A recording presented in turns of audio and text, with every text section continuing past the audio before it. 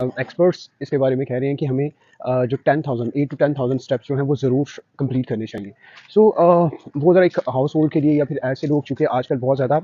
Work station पे बैठ के या फिर ऑनलाइन हम लोग बैठ के घर में ही काम कर रहे होते हैं। सो घर में बैठे हुए ही हम लोग ऑनलाइन ऑर्डर्स कर लेते हैं। अगर आपके घर के पास कोई ऐसा ग्रॉसरी है जहाँ पे आप अगर प्रिंटर आपने कोई प्रिंटर वगैरह प्रिंट करना है कुछ अपने पेपर, तो आप कोशिश करें कि खुद उठ के जाएँ। बना रही हैं या आप कॉफ़ी बना रही हैं, तो आप जब वो प्रेशर कुकर का व्हिसल बजने तक का टाइम जो होता है हम लोग वहीं पे खड़े रहते हैं, कर सकते हैं, डस्टिंग कर सकते हैं या इस तरह से कुछ काम जो है वो उनके साथ मिलके कर सकते हैं, जिसकी वजह से वो जो आपकी बात हो वो आपकी बात कम से कम